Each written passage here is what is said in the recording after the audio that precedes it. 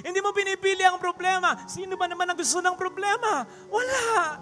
Pero dahil yung mahal mo ang may problema, pinipili mo na rin na harapin ang problema. Kaya nga talaga ang pagmamahal nakatatanga eh. Pero hindi ito katanghang negatibo. Hindi ito katanghang nabudol-budol lang. Hindi ito katanghang napilitan lang. Ito yung katangahan dala ng pagmamahal. Kasi nga, bakit tanga? Pipili ka ba ng sakripisyo? Yes, pipiliin mo sakripisyo dahil sa nagmamahal ka dun sa tao. Eh sana, ito yung makikita, no? Ng mga taong dahilan ng ating mga sakripisyo, no? Para naman hindi nila isipin paminsan-minsan, wala tayong choice. Wala kang choice, asawa mo ako, pagtisan mo ako. Wala kang choice, anak mo ko, alagahan mo ko. Intindihin mo ko, wala kang choice, kapatid mo ko, tulungan mo ko, kapal na mukha mo, pag hindi mo ginawa, kapatid mo ako. Wala tayong choice. Meron kaming choice. Ang sakripisyo, ang siyang resibo, ang siyang patunay ng ating pagmamahal o malasakit sa tao, lalong-lalo na kung pwede naman natin hindi maging choice ang sakripisyo. Again, sino ang pipili ng sakripisyo? Wala. Tanga lang ang pipili niyan. Pero papaano kung ang dahilan ng sakripisyo ay ang pagmamahal at pagpili mo sa tao? There is blessing in suffering. Hindi ba't mas matured ka ngayon? Mas mabuting tao ka ngayon? Mas wise ka ngayon? Mas matatag ka ngayon? Mas strong ngayon ang faith mo? Mas maganda ka ngayon magdesisyon? Dahil taga ka na sa panahon. May nagawa sa iyo ang paghihirap ng kahapon. I'm sure marami sa inyo ang pamilyar na sa tula o sa istorya ng footprints in the sand. Mga bakas na mga paa sa dalampasigan. Di po ba? Ito yung istorya ng isang taong na naginip ng ganito. Na sa kanyang panaginip, dalawang set ng footprints ang nakikita niya sa dalampasigan. Yung isa sa kanya, kay Jesus naman yung isa. So masayang-masaya siya. Kasi si Jesus ay kanyang kasama. Mas all of a sudden, biglang nag-iba ang mood niya kasi isang bakas na lang ng footprints sa kanyang nakikita. Nung una, inakala niyang sa kanya lang yun. Wala na yung sa Panginoon. Kaya lungkot na lungkot siya. Nagalit pa nga siya. Kasi ito daw yung mga pagkakataon. Na hirap siya. Ang dami niyang pinagdadaanan tapos iniwan siya. Ano sabi ng Panginoon? My son, hindi kita iniwan. Sapagkat yung mga bakas ng mga paa na yan, akin yan. Sapagkat sa mga pagkakataong hirap na hirap ka, sabi mo, oo, binuhat kita, o anak ko. Diba? Tandaan nyo na? Yung isa nga, habang nagkukwento ako, para bang ipine-preempt na yung sinasabi ko, nagkukwento na sa katabi, ganito, ikaw kaya dito? Hindi, joke lang. Kasi nga, familiar na tayo. Kaya naman, medyo natuwa naman ako nung may makita ako sa FB na ganito. Parang twist ng istorya. Karugtong, iba na nga lang ang naging titulo. Diba? Footprints in the sun, ito, butt prints in the sun. Ano yung butt? Wetpacks, puwet, butt prints in the sand.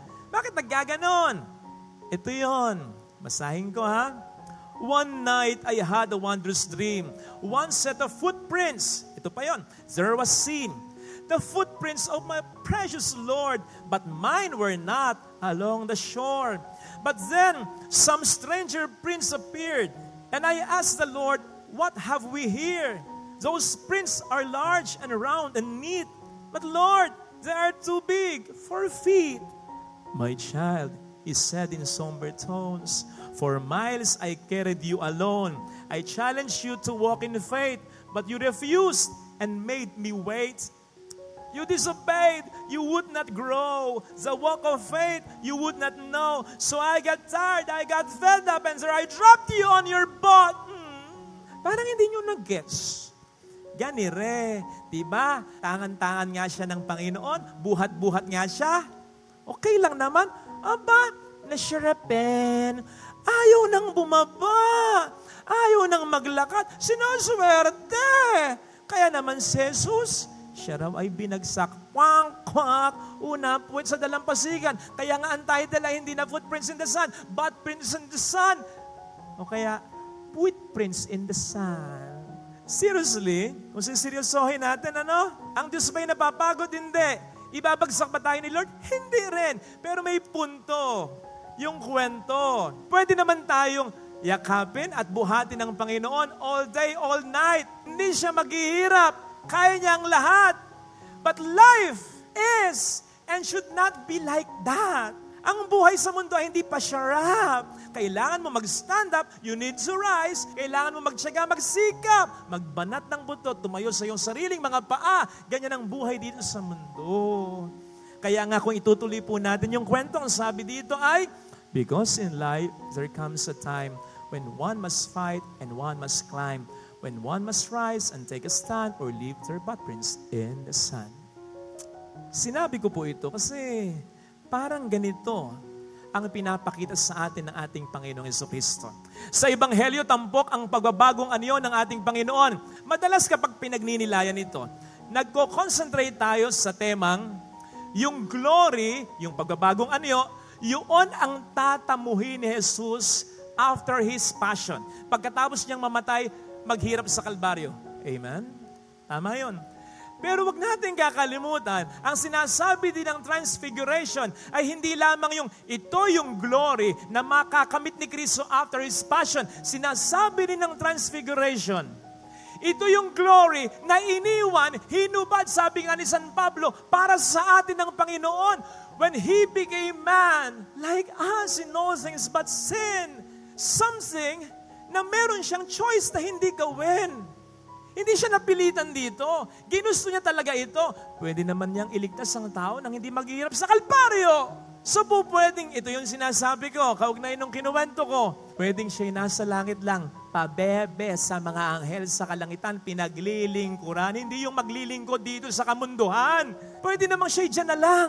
Sabi nga natin, nasa papag ka na, Jesus. Nasa kama ka na. Bakit? Magsasahig ka pa. But that, He willingly chose. O di po ba? Yan din ang sinasabi sa mabuting balita.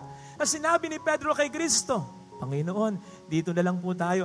Ayaw na niyang bumaba. Kasi sa baba, hindi madali. Mahirap sa baba. Ang sabi pa nga ng Panginoon, di ba? Maghihirap siya. Kaya sabi ni Pedro, dito na lang tayo. Yun! Last Sunday, natatandaan po ba ninyo yung Ebanghelyo? O di po ba yun din ang tukso ng dyablo kay Kristo? Gawin mong tinapay ang mga batong ito. Magpati, hulog ka. Hindi ka maano. Sisikat ka sa mga tao. Gusto mo akong sambahin? Pag sinamba mo ako, mapapasayo lahat ng kahariang nakikita mo. Sarap, karangyaan, kaginhawan. Ekis ang kahirapan. Kahirapan iniiwasan yan. Hindi dapat pinipili yan. Tanga lang ang gagawa niyan. Oo nga. Sino nga ba sa atin ang pipili ng kahirapan? Kung meron namang ibang pagpipilian, sige nga. But come to think of it, tanga ba si Jesus? Marami siyang pagpipilian, Diyos siya eh. Pero bakit niya pinili ang kahirapan?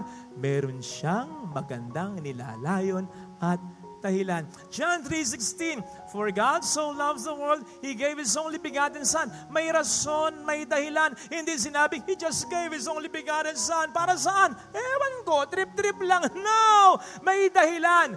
For God so loves the world. Kaya kapatid, tama na magdasal tayo, mawala ang sakripisyo, maiwas tayo sa mga problema. Tama yan. Pero ang problema, ang sakripisyo ay parte ng buhay natin dito sa mundo. Kaya naman, kapag tayo nakararanasan ng sakripisyo, huwag naman tayo magtatampo sa Diyos. Isipin natin, kung siya willingly, voluntarily, He chose to suffer kahit marami siyang pagpipilian sapagkat meron nga siyang magandang dahilan. Kung inaalaw man ng Panginoon ang mga paghihirap sa buhay natin, ibig sabihin, meron din siyang magandang dahilan. Kapit lang. Isipin nga po ninyo, isa sa mga magagandang dahilan, ha? Imagine life without suffering. Sige nga, kung walang paghihirap, ay, tandaan mo, kaya ka medyo magandang estado mo ngayon, medyo decente ang buhay mo ngayon, nakaluluwag-luwag ka ngayon, sapagkat may nauna na sa iyong nag-suffer noon. Kaya nga yung mga matatanda kung minsan, naririndi na ang tenga mo, pero ang sinasabi, nung panahon namin, ganito, yung panahon namin, ganito, wag mo masyadong i-discard yan, sapagkat nakapaloob sa mga salita yan, yung katotohanan, kaya nakapag-Starbucks ka na lang ngayon, kaya puro signature clothes ang suot mo ngayon, kaya ang ganda-ganda, naka-aircon ka na ngayon. Kasi may mga naghirap na para sa'yo nung nakaraang panahon. Kaya meron tayong kalayaan. May mga bayani na pinatay, nakipaglaban para makamtan natin yan. Kaya matatag ang ating simbahan. Nakatayo ang simbahan ng Santa Iglesia Katolika. Hindi sa bato kay Kristo, pero nakatayo din ito sa ibabaw ng mga dumanak na dugo ng mga martir ng simbahang ito. There is blessing in suffering. Ikaw, hindi ba't mas matured ka ngayon? Mas mabuting tao ka ngayon? Mas wise ka ngayon? Mas matatag ka ngayon? Mas strong ngayon ang faith mo? Mas maganda ka ngayon magdesisyon? Dahil taga ka na sa panahon. May nagawa sa iyo ang paghihirap ng kahapon. Huwag mong i-discard yung punto na yon. No pain, no gain. And if ever there will be gain without pain, that is a weak gain. That is an artificial gain. That is a not solid gain. O sige, di ba? Bigyan ka ng pera. Hindi mo pinaghirapan, sigurado mauubos, mabilis na mauubos yan. Yung mga magsyota lang ng ilang panahon lang, ilang buwan lang, magpapakasal, magkakahiwalayan. Hindi ka naman talaga nakapagtapos, o kaya nangopya ka lang, nangodigo ka lang, kung pwede kang malusot, pero kapag nandoon ka na, mahirapan ka na, wala ka nang mapapatunayan, kasi artificial lang tagumpay nang walang narasang hirap sa buhay. Years back, nagpa-check up ako. General check-up. Hindi nyo na itatanong eh. Mamaw ako nun. Mamaw? Malaki kitawan ko. Kasi nag-gym talaga ako. Tapos may tinitake pa ako. Yung pampalaki talaga ng katawan. Hindi ako nakapagdala ng picture eh. Ito ngayon ang kwento. So, nagpatingin ako. Sabi ba naman ng doktor sa akin, Father, yung laki ng katawan mo, fake. Ano iniisip nito? Bading ako? Ano, Doc? Bakit? Kurutin ko kaya ito? Kasi, sabi niya, Father, malaki ang katawan mo, mahina ang pulso mo. Very poor yung result ng check-up ko sa puso. Alam niyo kung bakit? Eto na, totoo naman. Na-discover, umamin ako. When I would hit the gym that time, punta lang ako sa gym, buhat, ganun lang, nagmamatay, buhat. Tapos, inom lang naman pampalaki ng katawan. Lalaki talaga ang katawan mo pag ganyan. Pero, yung resistensya mo, very poor, mababaw lang. Dapat nagka-cardio ka, dapat nagja-jogging ka, dapat nagbo-boxing ka, basta dapat nahihirapan ka. Kaya nga, nakikita po ninyo, yung trend ngayon, hindi na palakihan ng katawan, yung lean muscle, pero talagang pinaghirapan. Yun yung sinasabi ko. No pain, no gain. So imagine life without suffering. And besides, itong mga suffering na ito, ang mas nagpapatindi ng excitement natin upang katulad ng sinasabi sa ating kalawang pagbasa, yung promise, yung tipan ng buhay na walang hanggan ay ating marating. So there should be another place other than this place na wala ng suffering. So nakapagdadagdag yan ng pananabik natin upang ang Panginoon ay makapiling. Aside from that, di ba? You know for a fact na kapag may problema tayo, mas nagiging matindi ang pagnais nating kumapit kay God. So what would life be without suffering? What would love be without suffering? Sabihin ng Diyos nung nakaraan o kaya nung mga unang panahon, okay, hindi na ako magkakatawang tao. Pa! Ligtas na kayo. Pwede naman yun Diyos eh. Sabi ko nga sa'yo, marami siyang choices eh. Pero anong magiging pagliligtas yun? Wala na tayong magiging mga mahal na araw. Kasi ang mga mahal na araw, kaya meron tayong mga mahal na araw, hindi naman dahil mahal natin ng Diyos, kundi dahil tayo'y mahal ng Diyos. Kaya nga pinagninilayan natin itong mga mahal na araw. Hindi naman yung pagmamahal natin sa Diyos, kundi ang pagmamahal ng Diyos sa atin. So paano yun? Ma-appreciate kaya natin yung pagliligtas na gano'n? Iba yung pagmamahal na may sakripisyo. Mas i-value mo ito. Last Saturday, sinundo ko yung kapatid ko from abroad. Noong una, ayaw ko na sanang sunduin. Nakapagpaunang sabi naman ako sa kanya na po pwedeng may ibang sumundo sa kanya kasi nga ako'y pagod na. Saturday, nakita ko, beforehand yung schedule ko, ang dami-dami. Tapos talagang, nung gabi, abay susunduin mo, midnight. Naku, parang ayaw ko na talaga. Talagang ako'y plastado na. Naisip ko, kinabukasan, linggo pa, dami pang mga misa. Pero nakonsensya na rin ako, sige. Sinundo ko. To cut the story short, nasundo ko. 1 oras lang ang naging tulog ko. Pero solve naman. Bakit? Abay, nag-text yung girlfriend ng kapatid ko. Ang sabi sa akin, Kuya Father, salamat, masayang-masaya po si Kevin. Kasi nga sinundo ko siya. Kahit alam ng kapatid ko na pwede ko siyang hindi sundin, pero sinundo ko siya kahit pagod na ako. Ang sakripisyo, ang siyang resibo, ang siyang patunay ng ating pagmamahal o malasakit sa tao, lalong-lalo na kung pwede naman natin hindi maging choice ang sakripisyo. Again, sino ang pipili ng sakripisyo? Walay. Tanga lang ang pipili niyan. Pero papaano kung ang dahilan ng sakripisyo ay ang pagmamahal at pagpili mo sa tao. So hindi talaga yung sakripisyo ang pinipili mo, kundi yung minamahal mong tao. Hindi pinili ni Jesus ang krus. Ang pinili ni Jesus tayo. Hindi mo pinipili ang problema. Sino ba naman ang gusto ng problema? Wala. Pero dahil yung mahal mo ang may problema, pinipili mo na rin na harapin ang problema. Hindi mo pinipili ang sakit. Sino bang gustong may sakit? Sino bang gustong mag-alaga? Wala. Pero dahil may sakit ang mahal mo, pinipili mo ito, hinaharap mo ito. Sino bang pumipili ng trabaho? Ako bilang pare, ministeryo. Lalong-lalo na kung napapagod na rin ang katawan mo. May madre kanina, iyak lang siya ng iyak. Kasi yung nanay niya, may sakit ng maluma, hindi siya makauwi. Alam mo yun, pwede namang isipin ng sarili. Ako, sabihin ko, okay na naman ako. Wala naman ako nagkabyadong tao. Pwede na siguro ako lumabas sa pagkapari ko. Hindi ganun eh. Ang pinipili mo, hindi yung trabaho, hindi yung ministeryo, kundi yung mga tao nakikinabang sa paglilingkod mo. Kaya nga talaga ang pagmamahal nakatatanga eh. Pero hindi ito katanghang negatibo. Hindi ito katanghang nabudol-budol lang. Hindi ito katanghang napilitan lang. Ito yung katangahan dala ng pagmamahal kasi nga, bakit tanga? Pipili ka ba ng sakripisyo? Yes, pipiliin mo sakripisyo dahil sa nagmamahal ka dun sa tao. Eh sana, ito yung makikita, no? Ng mga taong dahilan ng ating mga sakripisyo, no? Para naman hindi nila isipin paminsan-minsan, wala tayong choice. Wala kang choice. Asawa mo ako, pagtisan mo ako.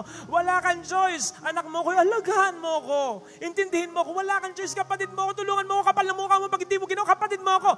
Wala tayong choice. Meron kaming choice.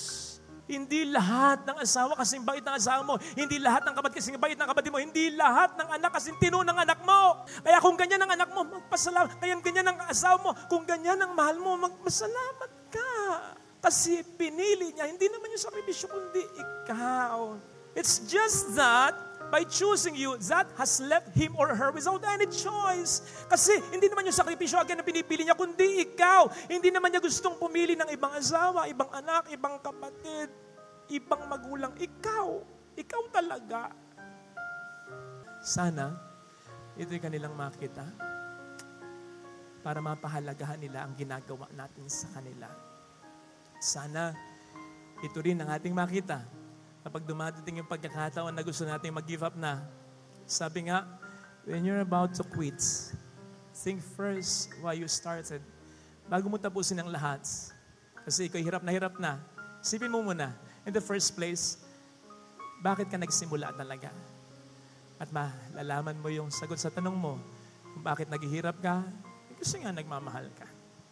So ito sana ang hilingin nating biyaya sa banal na misa.